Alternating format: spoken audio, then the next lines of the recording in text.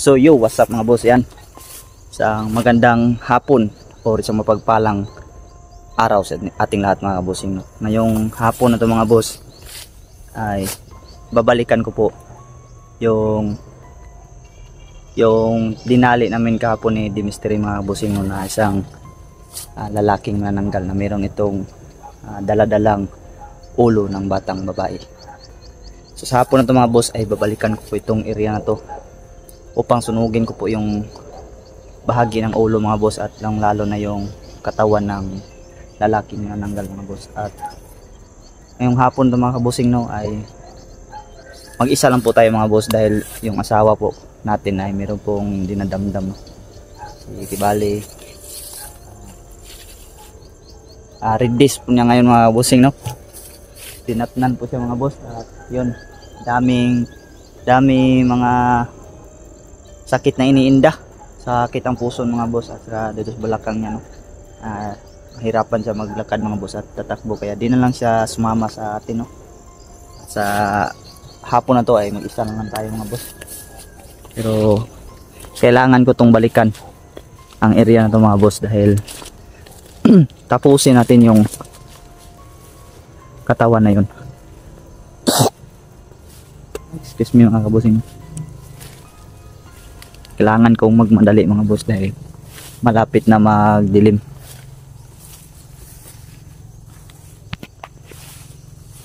Time check po 5:21 mga boss dito sa aking CP.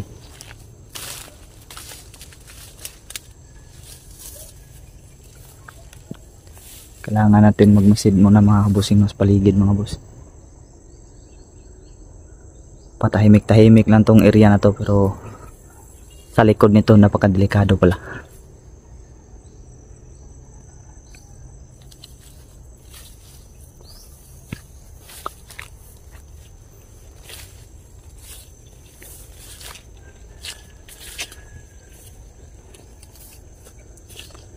At yun na nga mga kabusing, hindi pa natin alam kung nasan na ba talaga ang katawan ng ulo na yun mga boss. Kasi ulo lang po talaga yung nakita namin kahapon na dalandala ng lalaking nananggal. Puntahan natin yun ulo mga boss, na kung saan ay maliit na lang na bahagi yung natira mga boss. Susunugin ko na lang yun mga boss. Isasama ko na lang yun sa pagsunog ko sa katawan ng lalaking nananggal mga kabusing, no. Dami. Yan, isa pa mga kabusing, no, madami pong mapanglin lang sa area na to mga boss. Sa area na to ay ayun naman, no, yung aswang po na nagpapanggap na magandang babae na para makabiktima siya mga kabusing. At isa nga pala mga boss, sila Don Carlo ay nagpunta sila dito. Meron po silang nakita na isang babae din po noon na kinakaway po sila mga kabusing.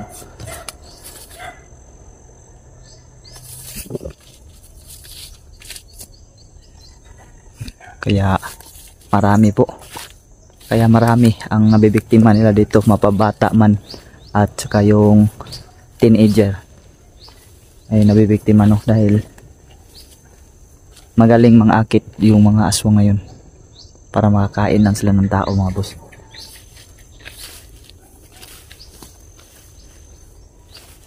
Ganito po yung kalupit tong area na to mga bossing. Kinatatakutan po tong area na to kasi nasa sulok po ito.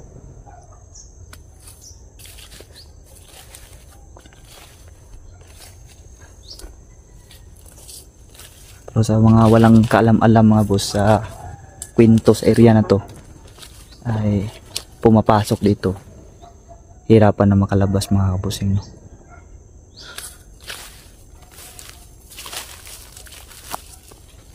Check perimeter tayo mga boss dahil delikado pag mag-isa lang tayo.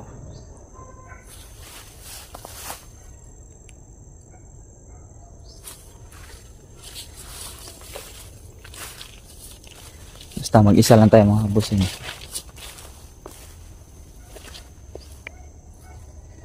Ayan mga boss, lapag. pag mag-isa lang tayo mga kabusing, dapat ay mapagmatcha po tayo na.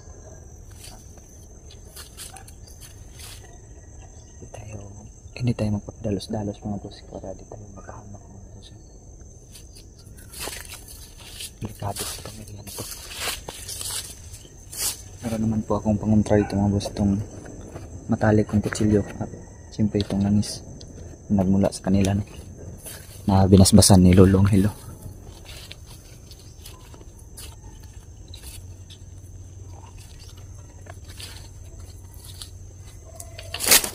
Oh,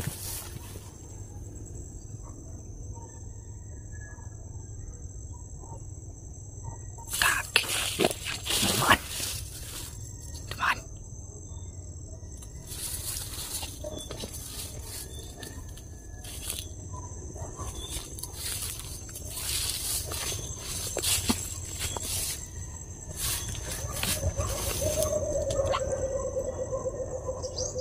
Pakinggan nyo mga boss, hone ito lang ibon, or tinatawag itong ibon na to na kukuk mga boss. Kukuk po ay isang ibon po na parang pinag-aarian ng mga aso mga boss. Ito po yung masama kapag yung kukuk ay tumunog ng gabi mga boss, dahil sa Bisaya po nanunungo po ito, no, or hinihiling po nila na mayroon pong taong mamatay. Isa itong gabay mga kabusing.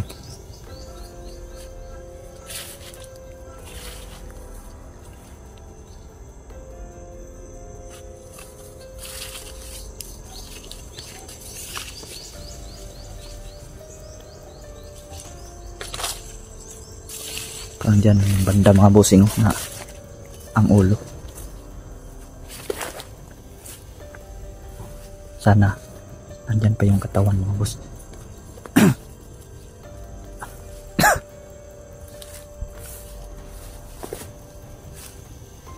Ay, ito pa. Ito pa yung katawan. Yan. Ito ang katawan mga boss. Tsaka yung ulo.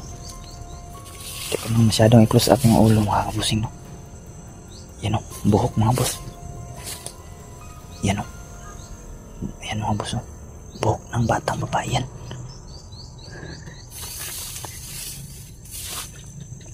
So, susunogin ko na lang itong katawan nito mga boss. Kaya ang bahagi ng ulo mga boss. Hanap na ako ng pangdadampot ko din sa ulo. Hirapan kasi ako ngayon mga boss dahil mag-isa lang ko, no.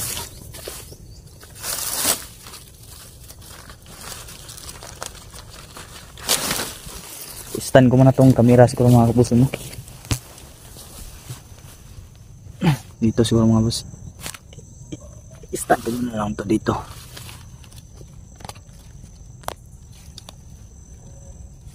Isa ka naman sila dun mga boss. Isa.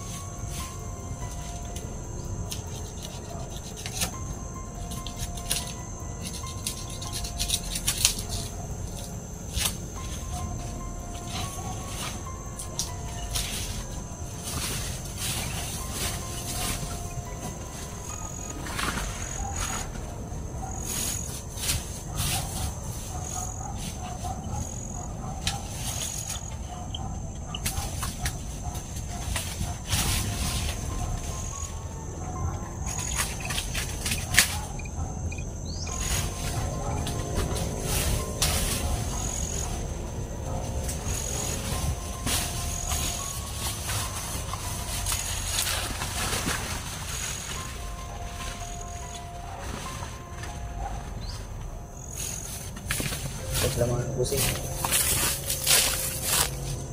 Lagay ko na lang po sila doon, no? Ito mga boss. Yan. Inisa ko na lang po dito yung yan pa.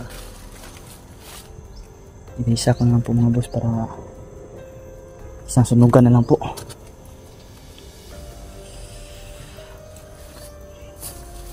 Lagyan pa natin mga busing para talagang sunog talaga.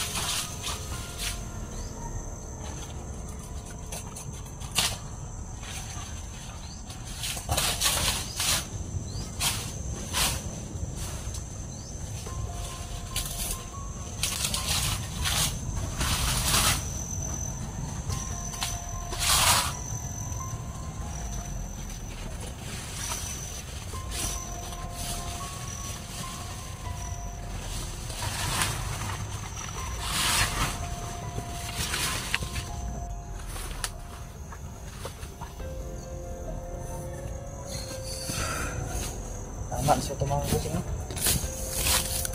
Kaya na siya yan.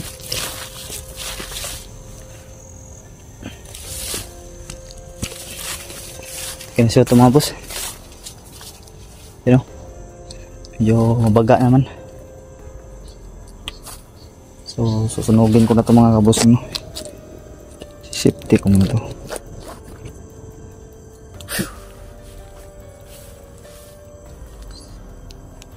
Sunugin ko muna mga boss. Ay.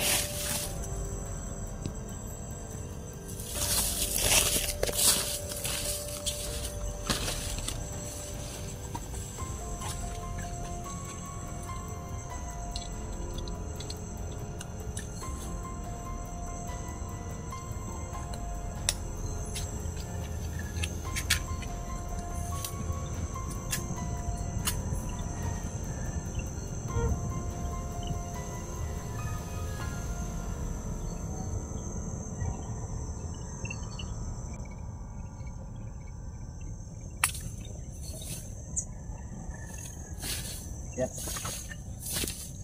Sunog na mga boss.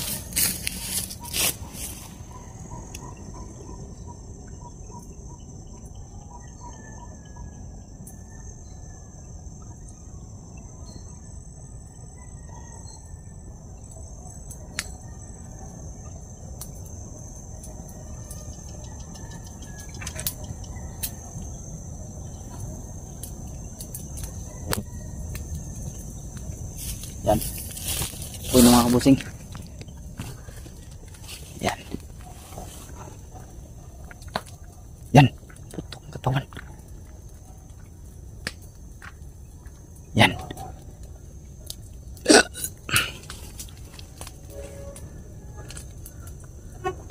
Putok na putok na.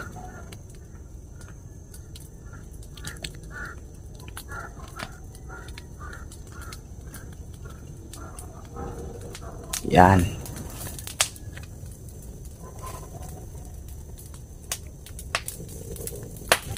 Yan. Putok-putok.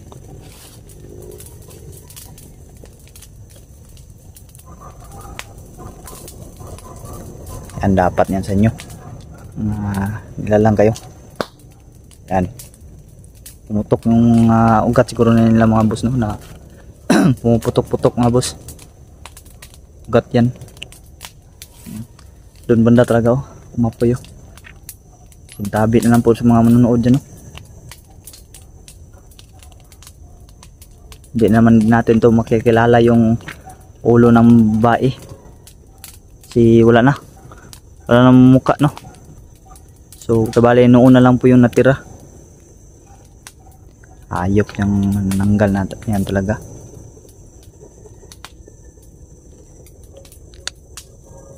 pang makabiktima. Yan.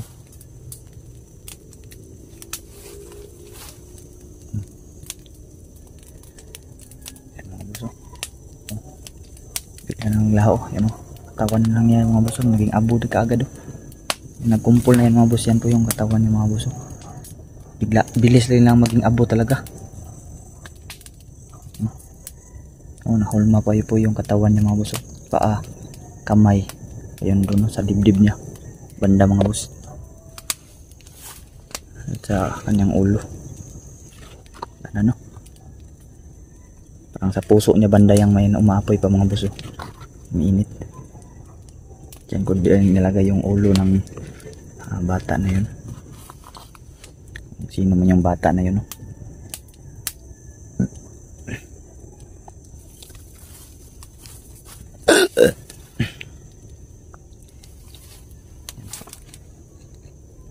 Tusta na mga boss. Tusta na.